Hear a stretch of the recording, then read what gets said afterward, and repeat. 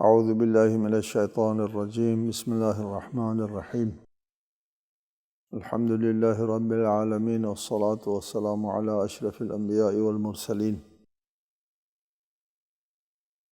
وآلہ الطیبین الطاہرین اعوذ باللہ من الشیطان الرجیم وَلَقَدْ أَرْسَلْنَا رُسُلًا مِّن قَبْلِكَ وَجَعَلْنَا لَهُمْ أَزْوَاجًا وَذُرِّيَّةً وَمَا كَانَ لِرَسُولٍ أَن يَأْتِيَ بِآيَةٍ إِلَّا بِإِذْنِ اللَّهِ لِكُلِّ أَجَلٍ کتاب۔ سورۃ الرعد آیت 38۔ تحقیق ہم نے آپ سے پہلے بھی بہت سے رسول بھیجے اور انہیں ہم نے ازواج اور اولاد سے بھی نوازا، اور کسی رسول کو یہ اختیار نہیں کہ وہ اللہ کی اجازت کے بغیر کوئی نشانی لے آئے۔ ہر زمانے کے لیے ایک دستور ہوتا ہے۔ مشرکین کا ہمیشہ یہ اعتراض رہا کہ بشر اللہ کا رسول نہیں ہو سکتا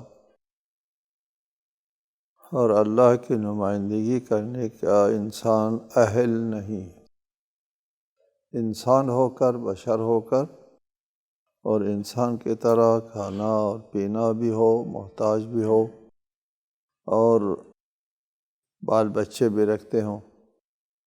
اس قسم کے لوگ اللہ کی نمائندگی نہیں کر سکتے۔ اس کے لیے یہاں ارشاد فرمایا وَلَقَدْ أَرْسَلْنَا رُسُلًا مِّن قَبْلِكَ۔ یہ پہلی بار نہیں ہے کہ آپ ایک انسان کی شکل میں اللہ کی نمائندگی کر رہے ہوں۔ آپ سے پہلے بھی جتنے انبیاء ہم نے بھیجے ہیں وہ سب انسان ہی تھے۔ وَجَعَلْنَا لَهُمْ أَزْوَاجًا وَذُرِّيَّةً، ان کی بیویاں تھیں، ان کی اولاد تھی۔ سب کی اولاد ہوتی ہیں، سب کی بیویاں ہوتی ہیں۔ یہ کوئی نئی بات نہیں ہے کہ صرف آپ انسان ہیں اور آپ باقی انسانوں کی طرح رہن سہن رکھتے ہیں۔ یہ اس لیے تھا کہ اللہ تعالیٰ جب اسی رسول کو، اپنے نمائندے کو زمین پر بھیجتا ہے تو وہ رسول اور وہ نمائندہ اللہ تعالیٰ کی طرف سے نمائندگی کرے اور احکام کو انسانوں میں نافذ کریں۔ شریعت لے کر آتے ہیں پیغمبران، نظام حیات لے کر آتے ہیں پیغمبران۔ انسانی نظام حیات اور انسان کے لیے قانون زیست فراہم کرنے والا خود قانون سے بالاتر ہو، وہ اس قانون کو لوگوں پر نافذ نہیں کر سکتے۔ لہٰذا ایسے انبیاء مبعوث ہوئے جو اللہ تعالیٰ کی طرف سے نمائندگی کریں اور اللہ کے اس قانون زیست سے بالاتر نہ ہوں۔ قانون زیست یعنی شریعت ہو تو بھی، احکام ہو تو بھی اسی طرح، اور تکوینیات ہو، کھانے پینے کی ضرورت ہے وغیرہ، اس میں بھی باقی انسانوں کی طرح ہو، تکویناً و تشریعاً، باقی انسانوں کی طرح ہو، تو اس وقت وہ نمونۂ عمل بن سکتا ہے، اور اس صورت میں وہ باقی مکلفین کے ساتھ مکلف بن سکتے ہیں، باقی انسانوں کے ساتھ درجہ حاصل کر سکتے ہیں، ارتقاء حاصل کر سکتے ہیں، اور باقی انسانوں کی طرح آزمائش اور ابتلاءات میں سے گزرنا ہوتا ہے۔ وہ تمام چیزیں اس صورت میں ہو سکتی ہے کہ رسول بھی انسانوں کی طرح ہو، اور اگر رسول بالاتر ہو تو پھر وہ نمونۂ عمل نہیں بنتا لوگوں کے لیے، وہ اسوہ عمل نہیں بنتا۔ آیت کے دوسرے فقرے میں ارشاد فرمائے وَمَا كَانَ لِرَسُولٍ أَن يَأْتِيَ بِآيَةٍ إِلَّا بِإِذْنِ اللَّهِ، کسی رسول کو بھی یہ حق حاصل نہیں تھا کہ وہ اللہ کی اجازت کے بغیر کوئی معجزہ، آیت، نشانی از خود پیش کرے۔ ہر نبی کے لیے اللہ تعالیٰ نشانی دیتا ہے، اللہ تعالیٰ معجزہ دیتا ہے، اور اللہ تعالیٰ ہر زمانے کے تقاضوں کے مطابق معجزات دیا کرتے ہیں۔ یہ بات پہلے بھی آپ کو ہم نے بتا دی، شاید کئی بار بتا دی، کہ اللہ تعالیٰ انبیاء کو معجزات دیتے ہیں یا شریعت عنایت فرماتا ہے تو اس زمانے کے تقاضوں کے مطابق شریعت عنایت فرماتا ہے اور معجزہ بھی۔ انسان جب ابتدائی مرحلے میں تھا، ابتدائی مرحلے میں، اس وقت یہ غاروں میں زندگی کرتا تھا، جنگلوں میں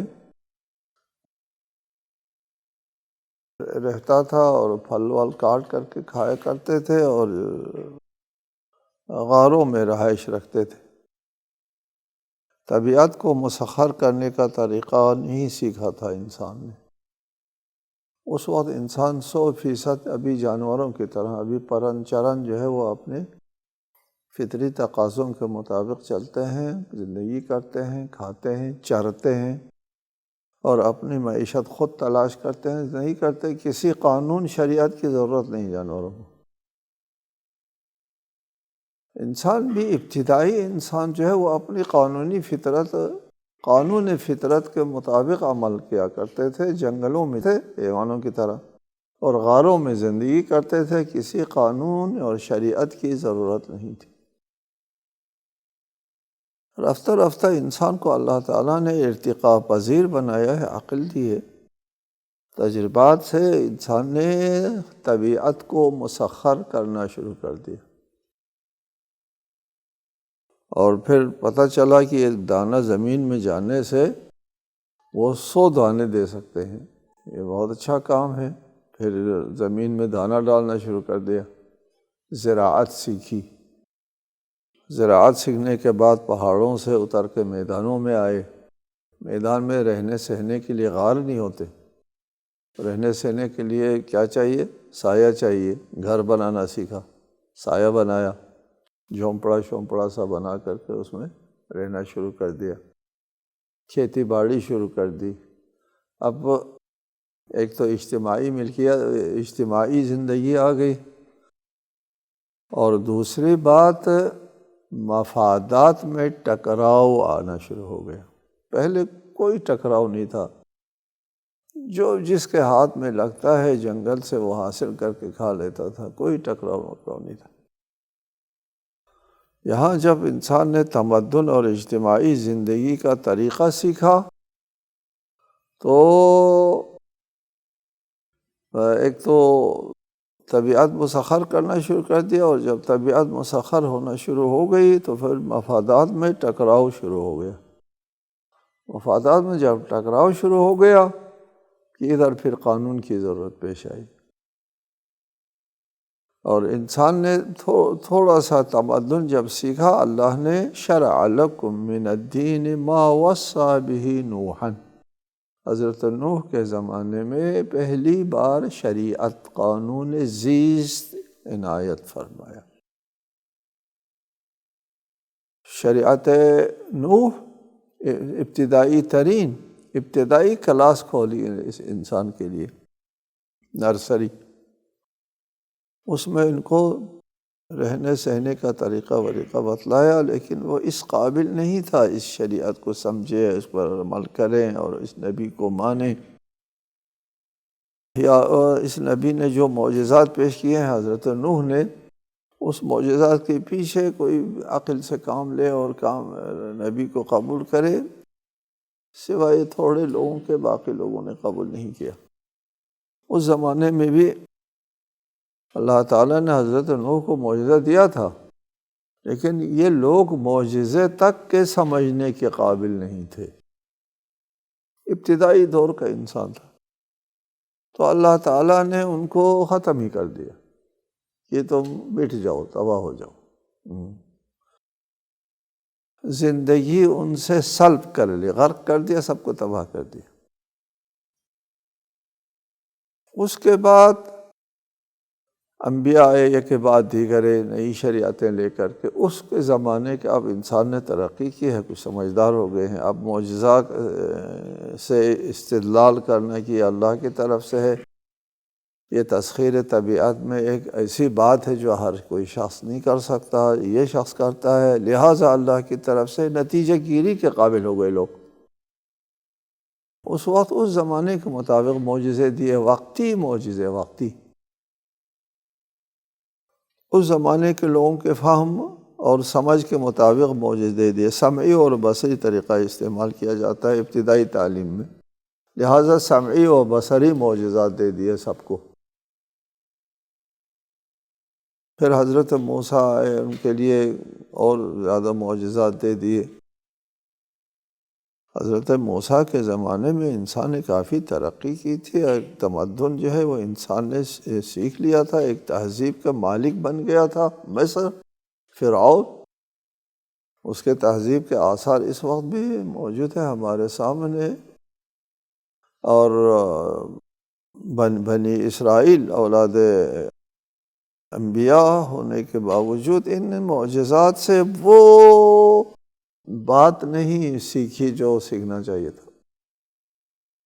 یہ میں کہا کرتا ہوں کہ 9 بڑے بڑے معجزات دیے حضرت موسیٰ کو، اور اس کے بعد سامری نے گوشالہ بنایا، اور پھر اس کے بعد اس گوشالے میں ایسے ویسا بنایا تھا کہ ہوا گزر ہوتی تو پھر وہاں سے کوئی آواز نکلتی تھی، لہو خوار ایک آواز نکلتی۔ حضرت موسیٰ کے 9 بڑے بڑے معجزے، جس میں عصا کا اژدہا بنانا، اژدہا بننا، اور ساحروں کو، سحر کو، جادو کو ختم کرنا، اور دریا شق کرنا وغیرہ جیسے عظیم معجزات، وہ ان تمام معجزات کے اوپر اس گوشالے کا خوار جیت گیا، اور سب گوشالہ پرست ہو گئے۔ ٹھیک ہے، یہ ہے عقل کی رسائی۔ اور دریا عبور کرنے کے بعد صحرائے سینا میں آئے تو وہاں پہ ایک قوم کو دیکھا کہ وہ اپنے بت کے گرد جو ہے وہ پوجا پاٹ کر رہے ہیں، تو قوم موسیٰ نے کہا اجعل لنا الہا کما لہم آلہہ، ہمارے لیے بھی اس قسم کے خدا بناؤ۔ یہ ان کی سوچ، یہ فکر، یہ اتنے معجزے دکھانے کے بعد ایک تو گوشالہ پرستی میں چلے گئے، اور دوسرا کہتے ہیں کہ ہمارے لیے بھی کوئی بت بناؤ۔ کہاں ہے ہمارا معبود؟ کہا تھا نا انہیں لن نؤمن لک حتی نری اللہ جہرۃ، جس طرح ان کے خدائے معبود جو ہے وہ نظر آتے ہیں، ان کے ارد گرد جو ہے یہ لوگ پوجا پاٹ کرتے ہیں، ہمارا بھی معبود ہم کو نظر آنا چاہیے۔ حضرت موسیٰ کے بعد حضرت عیسیٰ کو اپنے زمانے کا معجزہ دیا گیا۔ حضرت عیسیٰ کے زمانے میں، حضرت موسیٰ کے زمانے میں چونکہ سحر و ساحری کا رواج زیادہ تھا، اس لیے اس کا توڑ دے دیا، اور حضرت عیسیٰ کے زمانے میں طب و طبابت کا رواج زیادہ تھا، اس لیے اس کا توڑ دے دیا، مردوں کو زندہ کرنا اور بیماروں کو شفا دینا، یہ معجزہ حضرت عیسیٰ کو دے دیا۔ جب انسان سن بلوغت کو پہنچ گیا، بالغ رشید ہو گیا، یا بالغ رشید ہونے کو تیار اور آمادہ ہو گیا، اہل ہونا شروع ہو گیا، اس وقت سمعی بصری کلاسیں بند، شریعت بھی وقتی شریعت نہیں، اب ہمیشہ کے لیے ایک شریعت دے دی گئی، اور معجزہ بھی وقتی اور سمعی بصری معجزہ نہیں، ایک دائمی معجزہ دیا گیا۔ ٹھیک ہے، وَمَا كَانَ لِرَسُولٍ أَن يَأْتِيَ بِآيَةٍ إِلَّا بِإِذْنِ اللَّهِ، خود رسول آیت یعنی معجزہ پیش نہیں کر سکتا جب تک خدا اس کو معجزہ نہ دے۔ پھر آگے ایک کلیہ ارشاد فرماتا ہے، لِكُلِّ أَجَلٍ کتاب، ہر زمانے کے لیے ایک دستور حیات ہوا کرتا ہے۔ کتاب سے مراد ہم دستور حیات لیتے ہیں، ہر زمانے کے لیے ایک دستور ہوا کرتا ہے۔ ابتدائی انسان کے لیے ایک دستور، وہ قابل دستور نہیں ہوا تو ان کو غرق کر کے ختم کر دیا۔ وہ پڑھنے کے بھی اہل نہیں تھے، ان کو سمجھایا بھی نہیں جا سکتا تھا، ختم کر دیا۔ پھر جن کو سمجھانے کا تھوڑا بہت قابل ہوا، ان کا بھی یہ حال تھا۔ حضرت عیسیٰ موسیٰ کے زمانے کے لوگ جو ہے وہ کتنا سمجھدار تھے وہ بھی ہمارے سامنے ہیں۔ ان کو بھی سمعی اور بصری معجزہ دے دیا، اس کے باوجود ان کی سوجھ بوجھ کا یہ عالم تھا کہ وہ گوسالہ پرستی میں چلے گئے اور بت پرستی کا مطالبہ شروع ہو گئے۔ جب انسان نے سن بلوغت کے اوپر قدم رکھا تو قرآن جیسا ایک عقلی فکری معجزہ دے دیا گیا۔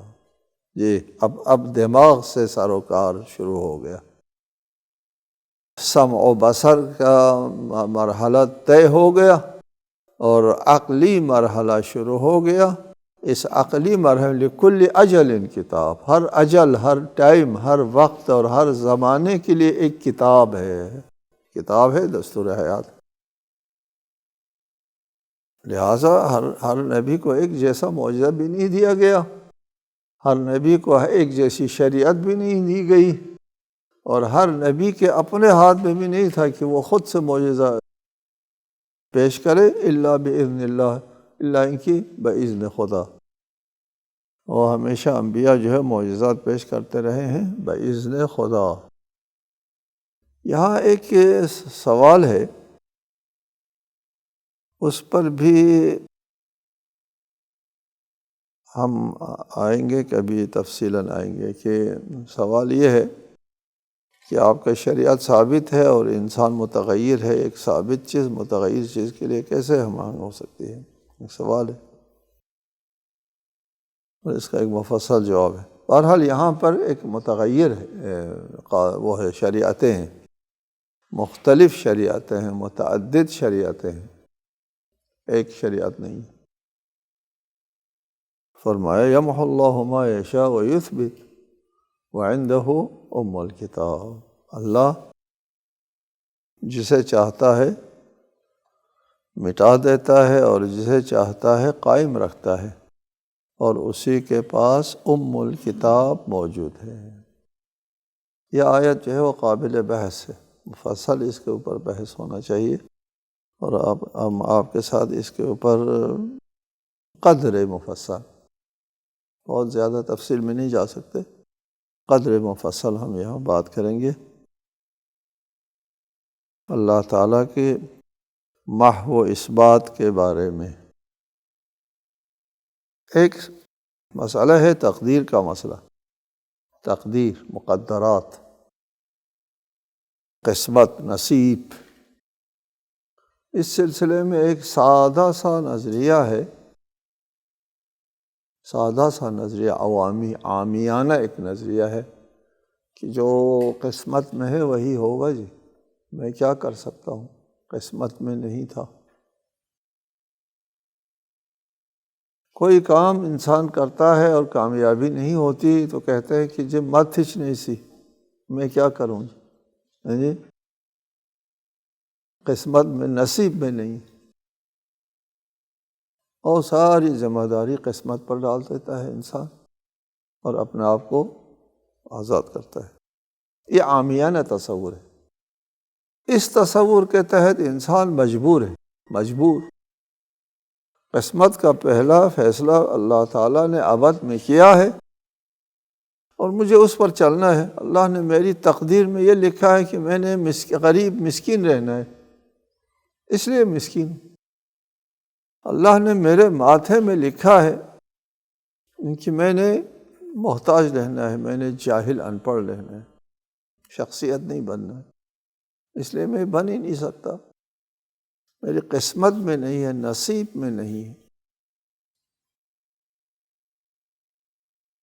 انسان اپنے آپ کو مجبور تصور کرتا ہے۔ یہ نظریہ عامیانہ ہے، نہایت سطحی ہے، غلط نظریہ ہے، بلکہ نظریہ جبر ہے، اور یہ صحیح نہیں ہے کہ انسان قسمت کے ہاتھوں مجبور نہیں ہے۔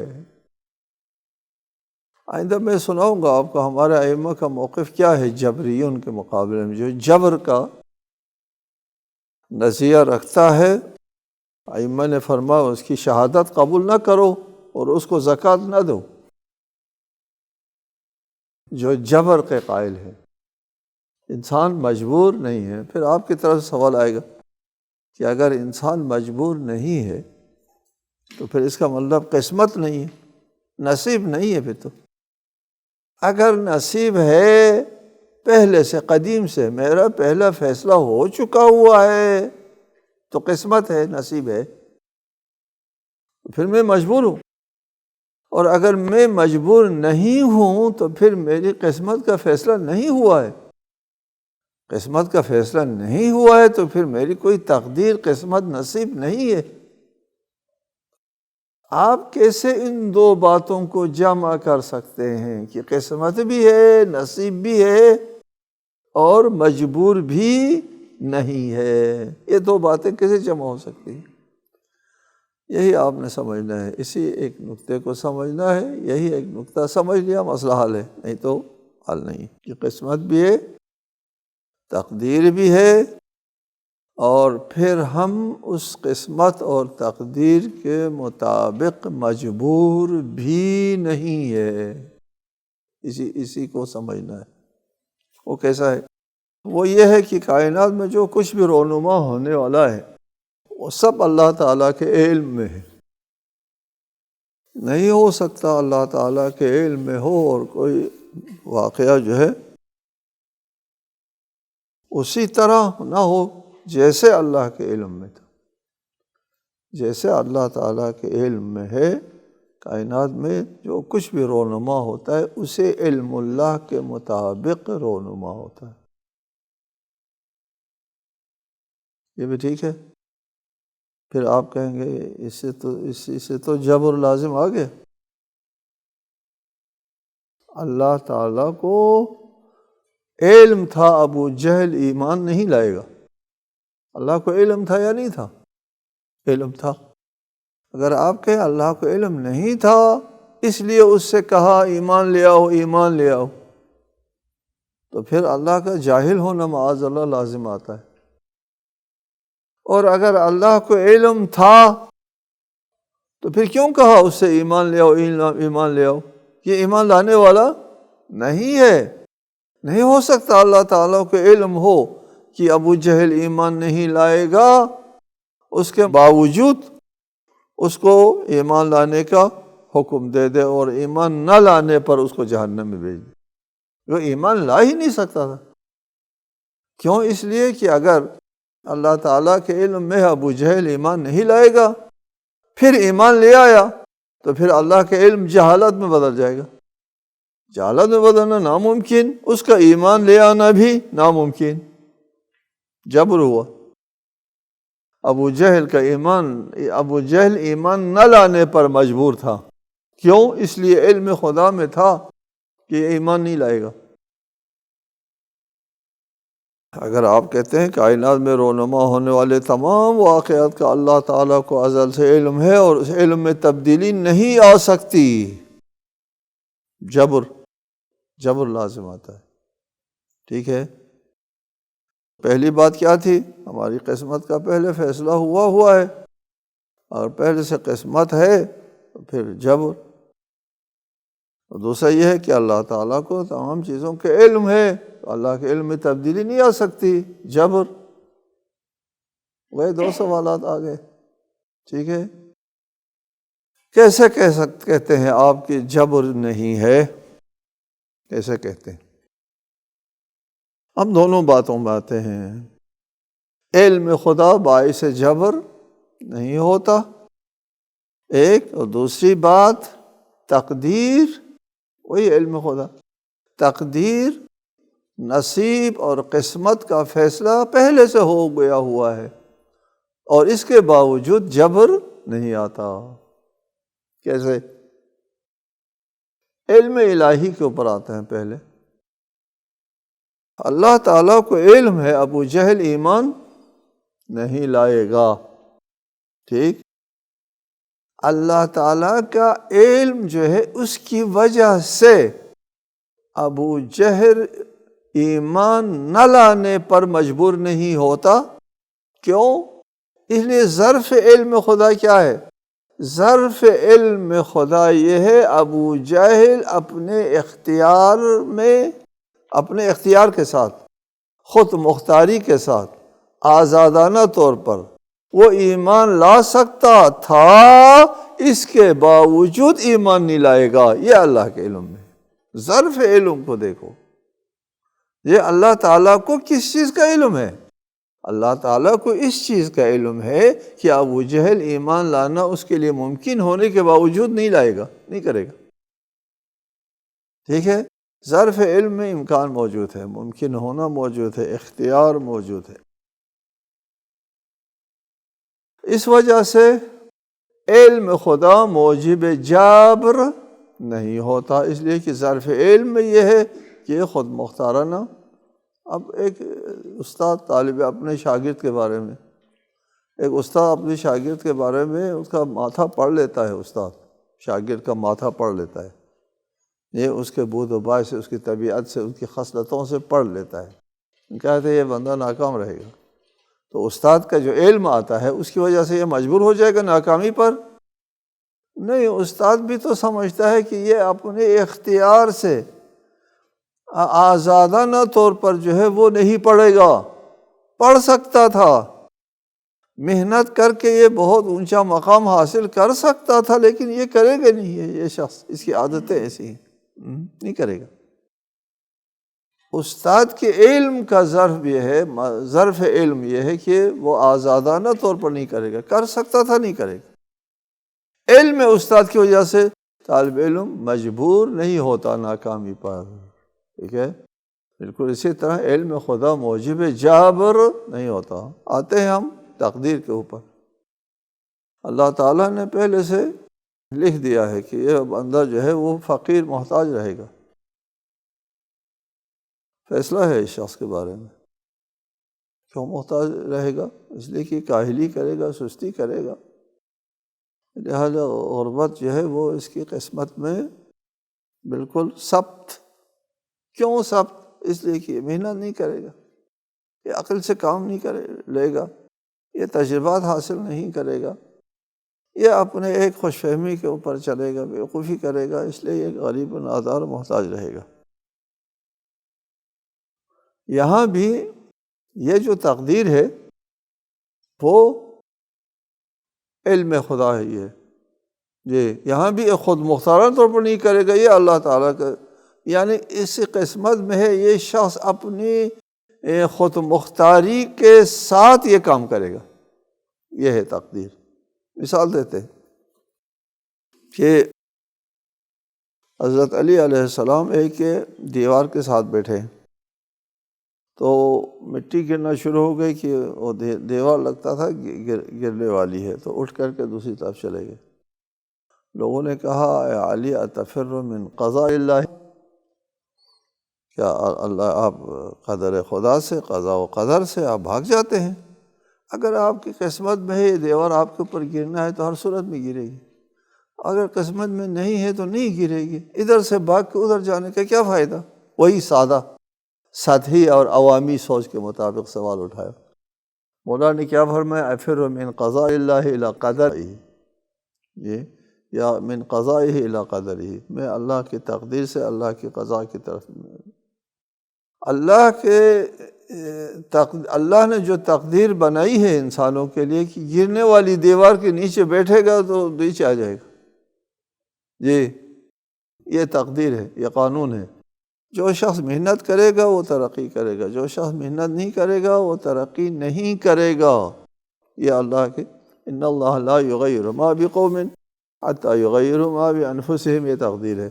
تقدیر یعنی قانون ہے، تقدیر یعنی نظام، سسٹم ہے، اندھادھند نہیں ہے اور جبر نہیں ہے، خود مختاری ہے۔